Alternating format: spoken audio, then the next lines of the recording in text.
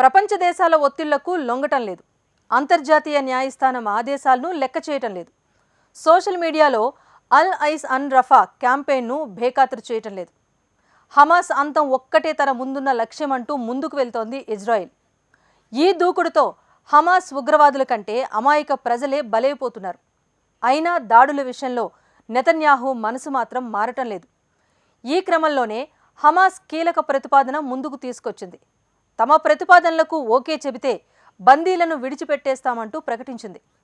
ఈ క్రమంలోనే నెతన్యాహు ఎలాంటి నిర్ణయం తీసుకుంటారనే ఉత్కంఠ కనిపిస్తోంది. ఇంతకు యుద్ధం ముగింపుకు హమాస్ చేస్తున్న ప్రతిపాదనలేంటి? ఆ ప్రతిపాదనలకు నెతన్యాహు ఓకే చెబుతారా? Let's watch.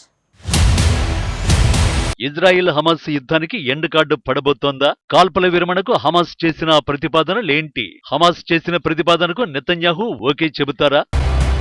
అంతర్జాతీయంగా తీవ్ర వ్యతిరేకత వ్యక్తమవుతున్న అమెరికా మొత్తుకుంటున్నా ఇజ్రాయెల్ మాత్రం వెనకడుగు వేయడం లేదు. హమాస్ నిర్మూలనే ధ్యేయంగా మొండిగా ముందుకు వెళుతోంది. దాడులను తక్షణమే ఆపాలన్న అంతర్జాతీయ న్యాయస్థానం ఆదేశాలను పెడచెవిన పెట్టి రఫా నగరంపై లాంచర్లు, బాంబులతో విరుచుకుపడుతోంది. ఈ క్రమంలో హమాస్ మాట అటుంచితే సాధారణ పౌరులే ఎక్కువగా మరణిస్తున్నారు. హమాస్ ఉగ్రవాదులే లక్ష్యంగా రఫాలోని 2 వేరువేరు ప్రాంతాలపై ఇజ్రాయెల్ జరిపిన దాడిలో 10 మందికి పైగా పౌరులు మృత్యువాత పడ్డారు. ఆ దేశం వైమానిక దాడులకు పాల్పడుతుండటంతో ఎప్పుడేం జరుగుతుందోనని పాలస్తీనియన్లు బిక్కుబిక్కుమంటున్నారు.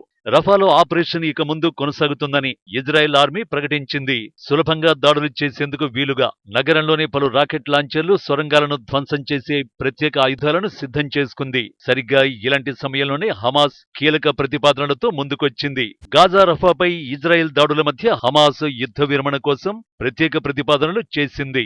గాజా ప్రజలపై ఇజ్రాయెల్ తన యుద్ధాన్ని నిలిపేస్తే బందీలను విడుదల చేయడంతో సహా పూర్తి పరిష్కారానికి సిద్ధంగా ఉన్నామని తెలిపింది. హమాస్, పాలస్తీనా వర్గాలు మన ప్రజలపై దురాక్రమణ, ముట్టడి, ఆకలి చావులు, ఊచకొత్తల్ని ఎదుర్కొంటూ కాల్పుల విరమణ చర్చలు కొనసాగించడం ద్వారా ఈ విధానంలో భాగం కావడాన్ని అంగీకరించమని ప్రకటించింది హమాస్. ఇజ్రాయెల్ తన యుద్ధాన్ని, గాజాలోని తమ ప్రజలపై దురాక్రమణ నిలిపేస్తే 2 వైపుల నుంచి బందీలను విడుదల చేయడంతో సహా పూర్తి ఒప్పందానికి రావడానికి తాము సిద్ధమని ప్రకటించింది. అయితే గతంలో హమాస్ ఇచ్చిన ఇటువంటి ఆఫర్లను ఇజ్రాయెల్ తిరస్కరించింది.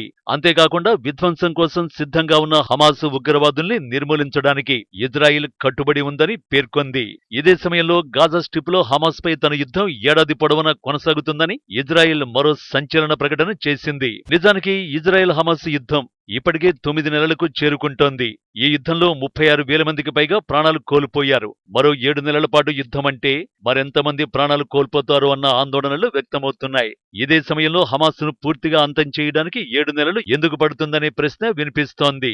అయితే హమాస్ను ముగించడానికి మరో 7 నెలల సమయం పడుతుందని ఐడిఎఫ్ ప్రకటించడానికి ఓ కారణం ఉంది. ఎందుకంటే రఫా ప్రాంతం ఇజ్రాయెల్ సేనలు ఊహించిన దానికంటే మిస్టీరియస్ గా ఉంది.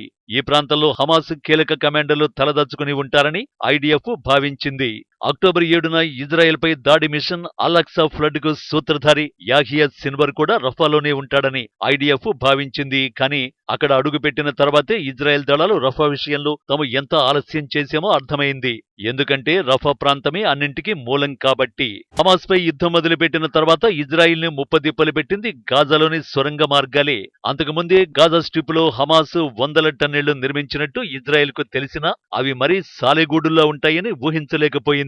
ఇదే సమయంలో ఆ టనెల్స్ లోని ఉగ్రవాదులు దాక్కుని ఇజ్రాయెల్ సేనలపై దాడులు చేశారు. దీంతో అడుగడుగునా ఆటంకాలు ఎదురవుతూ వచ్చాయి. ఇదే సమయంలో లక్షలాది మంది పాలస్తీనా పౌరులు గాజాలో ఉండడం కూడా ఇజ్రాయెల్ ని ఇబ్బంది పెట్టింది. చివరికి గాజాను ఉత్తర, దక్షిణ ప్రాంతాలుగా విభజించి దాడులు చేయాల్సి వచ్చింది. ఈ క్రమంలోనే పాలస్తీనా పౌరులతో పాటు హమాస్ కీలక కమాండర్లు కూడా రఫా క్రాసింగ్ కు వెళ్లిపోయారు. ఇలా జరుగుతుందని ఇజ్రాయెల్ కు కూడా తెలుసు.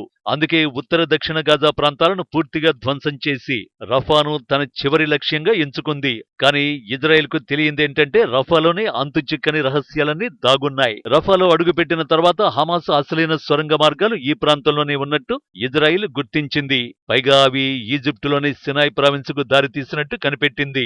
ఈ క్రమంలోనే ఈజిప్టుతో ఘర్షణ పరిస్థితులు ఏర్పడ్డాయి. ఇటీవల కాల్పుల వరకు వ్యవహారం వెళ్ళింది. పైగా రఫా విషయంలో ఇజ్రాయెల్, ఈజిప్ట్ మధ్య పాత లెక్కలు కూడా ఉన్నాయి. అందుకే ఈ ప్రాంతంలో తాను అనుకున్నది సాధించాలంటే అంతర్జాతీయ ఒత్తిళ్లను ఎదుర్కొంటూనే అవసరమైతే ఈజిప్టుతోనూ యుద్ధం చేయాల్సి వస్తుంది. పైగా రఫాలో బయటపడ్డ టనెల్స్ గురించి పూర్తిగా తెలుసుకుని ధ్వంసం చేయాల్సి వస్తుంది. అప్పటి వరకు హమాస్ను పూర్తిగా అంతం చేయడం కుదిరే పని కాదు. కాబట్టే ఈ యుద్ధం మరో 7 నెలల పాటు జరుగుతుందని తెగేసి చెబుతోంది ఇజ్రాయెల్. ఈ మొత్తం వ్యవహారంలో హమాస్ ఎలాంటి ప్రతిపాదనను ముందుకు తెచ్చినా అంగీకరించేందుకు నెతన్యాహు సిద్ధంగా లేరనేది ఎప్పుడూ తేలిపోయింది.